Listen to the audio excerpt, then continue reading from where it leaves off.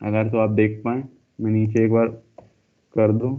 तो पहले तो अच्छा ठीक है, निक्टो स्कैन का और बचा है निक्टो, जैसा कि आपको पता है, जैसा कि एनमैप है वो भी स्कैनिंग करता है, निक्टो भी एक टूल है, वो भी स्कैनिंग में स्कैनिंग का ही काम करता है। तो ये याद रखिए कि आप जितना ज़्यादा मतलब बहुत ज़्यादा टूल्स भी नहीं, लेकिन आप जितना ज़्यादा इंफॉर्मेशन गैदर कर सकते हैं उतना ही फायदा रहता है। ऐसा हो सकता है कि कोई टूल एक इंफॉर्मेशन मिस कर दे, इसलिए हम जितना ज़्यादा टूल्स का यूज़ करते हैं, ताकि कोई एक टूल कोई इन्फॉर्मेशन मिस कर दे तो मैं दूसरे टूल से उस इन्फॉर्मेशन को शायद ले लूं, क्योंकि सारे टूल्स अपने अपने अलग अलग एल्गोरिदम का यूज़ करते हैं इन्फॉर्मेशन को निकालने के लिए। तो एक बार निक्टो की कमांड है, निक्टो डैश हेल्प कमांड से आपको इसकी जो हेल्प है, मतलब जैसा कि मैंने आपको दिखाया था इसमें क्या बोलते हैं एनमैप में, हेल्प से देखिए आप ये सारी पूरी डॉक्यूमेंटेशन आ रही है, मतलब लाइक स्मॉल डॉक्यूमेंटेशन कह सकते हैं इसको। तो यूजर्स की लिस्ट पूरी आ जा रही है एनमैप के लिए। सिमिलरली निक्टो के लिए अगर आप ये कमांड टाइप करेंगे, ये वाली, तो पहले तो मैं इसको काट ही दूं, बहुत कंफ्यूजन कर रहा है ये टर्मिनल। तो आप देख पा रहे हैं इसको, निक्टो के लिए, निक्टो की अगर आप ये हेल्प टाइप करेंगे तो आपको ऐसी एक लिस्ट मिल जाएगी जिसमें उसके यूज बता दिए जाएंगे। तो आपको जाने की जरूरत नहीं, मैं कुछ ये वाली कमांड का एक्सप्लेन खुद ही कर दूंगा कि इसका यूज क्या होता है। तो इसको एक बार कॉपी करते हैं और फिर उसके बाद इसको पेस्ट कर देते हैं। तो पेस्ट करते हैं, पहले तो इसको मैं क्लियर कर दूं टर्मिनल को, और इधर से भी क्लियर कर दूं। ठीक है, तो अब इस पे सर्च करते हैं निक्टो। आई होप निक्टो मेरे में इंस्टॉल हो। सीधा पेस्ट ही करता हूँ सूडो के साथ, कंट्रोल शिफ्ट भी। तो ठीक है, इसका आईपी एड्रेस भी करेक्ट दे दूँ। तो ये होगा 192.168.43.16। देखते हैं निक्टो क्या स्कैन करके देता है। इस टर्मिनल को मैं कर देता हूँ कोलैप्स। वैसे मैं आपकी इन्फॉर्मेशन बता, जो डैश एच का मतलब है, इसका मतलब है होस्ट जो है हमारा। इसमें जो मैंने आर्गुमेंट पास किया वो होस्ट है, और ये जो मेरा होस्ट जिसको मैंने को स्कैन करना लाइक, तो ये आईपी एड्रेस है उस विक्टिम का जिसको मुझे स्कैन करना है निक्टो के द्वारा। तो अभी थोड़ा सा गड़बड़ आया, मैं एक बार इसको काट के दोबारा रन कर रहा हूँ ताकि थोड़ा स्मूथ दिखे आपको। ठीक है, अब देखिए, अब परफेक्टली ये दिख रहा होगा आपको। तो आप देख पा रहे हैं कि ये स्कैन कर रहा है और इसने कुछ मेथड्स दिखा दिए। देखिए, इसने भी रोबोट्स डॉट टेक्स्ट फाइल को कहीं अभी मुझे दिखाई पड़ी थी। और तो देख रहे हैं access protection header not defined, इसका ये भी एक अच्छी खासी वनरेबिलिटी है जिससे आप क्या बोलते हैं क्रॉस साइट स्क्रिप्टिंग कर सकते हैं। प्रोटेक्शन नहीं है हेडर में, इसका मतलब आप इस पे क्रॉस साइट स्क्रिप्टिंग कर सकते हैं, नॉट श्योर लेकिन पॉसिबली कर सकते हैं। ठीक है, सिमिलरली एंटी क्लिक जैकिंग एक फ्रेमवर्क हेडर भी नहीं प्रेजेंट है। जैसा कि मैंने आपको बता दी, ये काफ़ी वल्नरेबल मशीन है जो कि इसी पर्पज़ के लिए बनाई गई है ताकि आप टेस्टिंग कर सकें इस पर अपनी स्किल्स।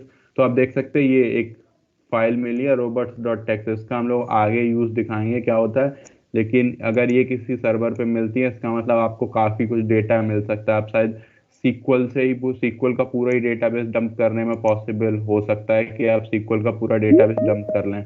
अभी इसको और रन होने देते हैं, देखते हैं ये क्या फाइंड करता है, उसके बाद मैं अगली कमांड एक्सप्लेन करूंगा।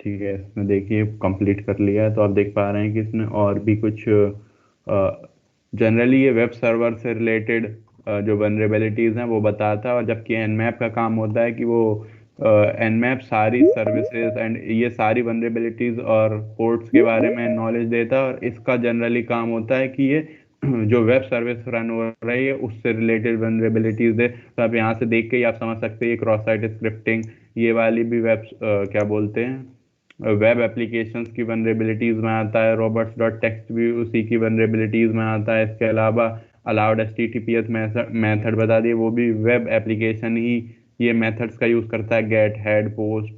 फॉर एग्जांपल आपको कोई जब फॉर्म में कोई आप आईडी और अपना पासवर्ड टाइप करते हैं तो वो इन सब मेथड से लेता है, पोस्ट से वो उनको सर्वर के पास भेजता है। तो आप देख सकते हैं ये सारी इंफॉर्मेशन बता रहा। आप यहाँ पे देख सकते हैं सर्वर में leak inode via E tag header find found with file. तो आप देख सकते हैं यहाँ पे कि आईनोड जो है ई टैग द्वारा वो भी इंफॉर्मेशन लीक हो रही, तो आप उससे और भी ज़्यादा इंफॉर्मेशन गैदर कर सकते हैं। ठीक है, और ये और भी 2-3 उसने वनरेबिलिटी बताई जो कि अभी अपने काम की नहीं है, फिलहाल इतने पर जानते हैं। मेन काम था हमको इस कमांड को बताना, जो कि आप देख सकते हैं कि ये क्या कर रहा है। और आप देख रहे हैं कि इसने भी उबुंटू को बता दी कि उबुंटू पे रन हो रहा है और ये एक अपाचे सर्वर है। ठीक है, तो अब नेक्स्ट कमांड को देखते हैं। तो नेक्स्ट कमांड का क्या है? नेक्स्ट कमांड है निक्टो। इसको कॉपी करते पहले तो कंट्रोल C एंड देन इस टर्मिनल में पेस्ट करते हैं सूडो के साथ, कंट्रोल-Shift-V। ओके ओके ओके, थोड़ा सा गड़बड़ टाइप हुआ है, इसको थोड़ा क्लीन कर देते हैं। हाँ, अब देखते हैं। तो मैं आपको समझा दूं, -E का मतलब होता है इवेड एंड 1 का मतलब ये जो आर्गुमेंट 1 पास किया, इसका मतलब हम लोग को यूज करना है कोई रैंडम URI और कोई भी रैंडम URI इनकोडिंग, और एटलीस्ट नॉन UTF-8 होनी चाहिए। नॉर्म आपको पता होगा कि नॉर्मल जो URI हम लोग यूज करते हैं वो UTF-8 है। अगर आप कभी कोई फाइल सेव की हो तो स्पेशली टेक्स्ट फाइल, तो आप देखते हैं कि उसमें इनकोडिंग नीचे लिख के आती है, कौन सी इनकोडिंग कर रहे हैं। तो आप हम लोग जो इससे स्कैन करेंगे वो हम लोग को नॉन जो स्टैंडर्ड है वो वाली URI चाहिए।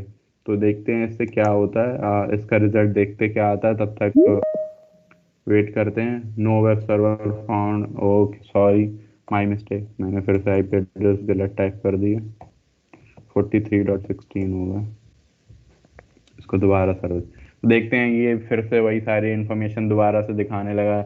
रोबोट डॉट टेक्स्ट है, cross site scripting protection adder नहीं प्रेजेंट है, HTTP मेथड जो अलाउड है, सर्वर लीक कर सकता है आई नोड्स ई टैग्स के द्वारा, अपाचे बता रहा है 2.4.7 है, और दिखा रहा है कि आउटडेटेड है। इसका मतलब पॉसिबली इसके एक्सप्लॉइट अवेलेबल हो सकते हैं पब्लिक में। और current is at least Apache 4.37, current is at least Apache 2.2.34 is the end of for the 2.6 branch.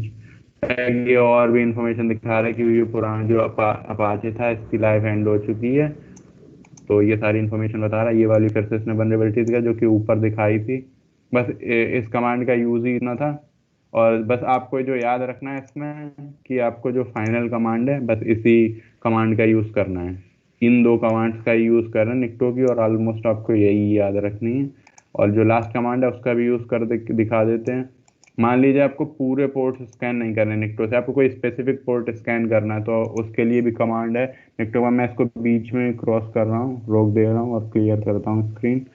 तो कंट्रोल-Shift-V से वो आ गई, और सूडो और दे देता हूँ इसको